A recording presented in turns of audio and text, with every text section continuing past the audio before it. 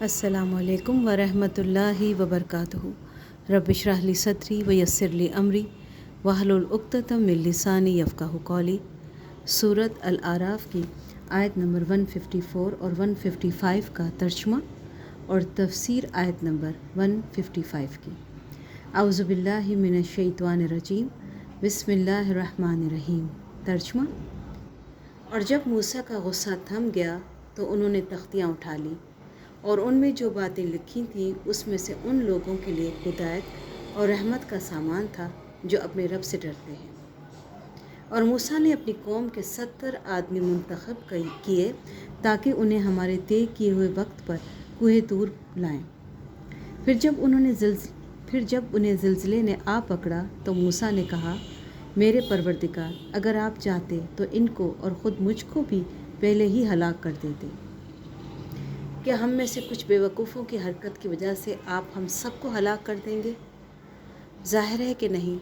لہذا پتہ چلا کہ یہ واقعہ آپ کی طرف سے صرف ایک امتحان ہے، جس کے ذریعے آپ جس کو چاہیں گمراہ کر دیں اور جس کو چاہیں ہدایت دے دیں۔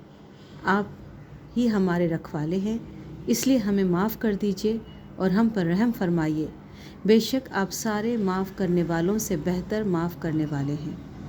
تفسیر: 70 آدمیوں کو کوہ طور پر لے جانے کی کیا وجہ تھی؟ اس کے بارے میں مفسرین نے مختلف رائے ظاہر کی ہیں۔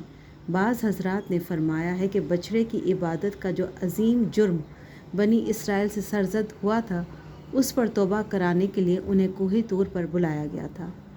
لیکن اگر یہ بات تھی تو ان پر زلزلہ مسلط کرنے کی کوئی معقول توجہ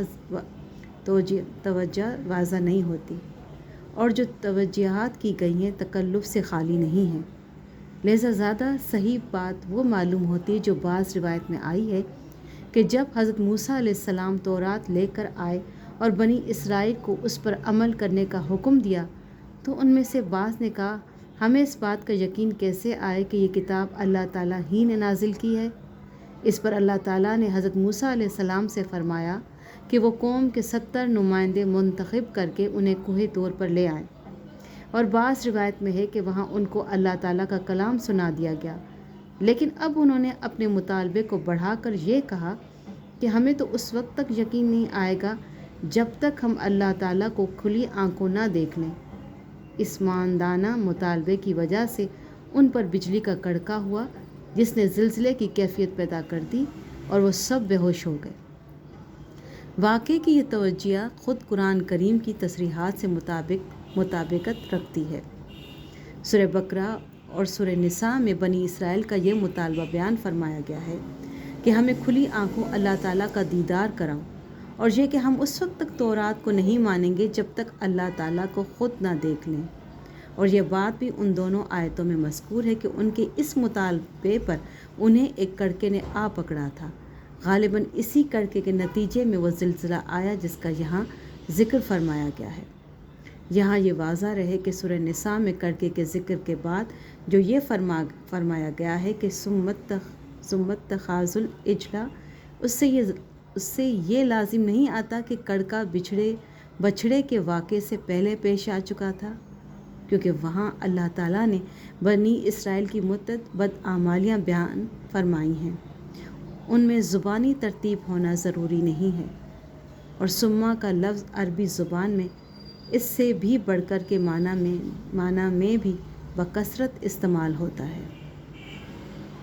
جیسا کہ سورہ بقرہ میں گزر چکا ہے کہ اس زلزلے کے نتیجے میں ان 70 آدمیوں پر موت جیسی حالت طاری ہو گئی تھی۔ کم از کم دیکھنے والا یہی سمجھتا تھا کہ یہ سب مر چکے ہیں۔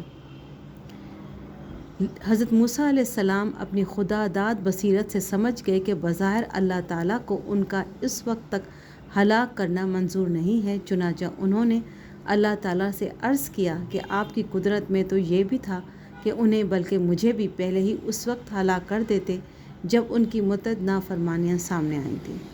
نیز یہ بھی آپ کی رحمت اور حکمت سے بعید ہے کہ چند بے وقوفوں کی حرکت پر ہم سب کو ہلاک کر ڈالیں، اور اس وقت اگر یہ 70 آدمی واقعی ہمیشہ کے لیے مر گئے تو میری اور میرے مخلص ساتھیوں کی بھی ہلاکت تقریباً یقینی ہے، کیونکہ میری قوم کے لوگ مجھے ان 70 آدمیوں کا قاتل قرار دے کر مجھے بھی ہلاک کرنے کی کوشش کریں گے۔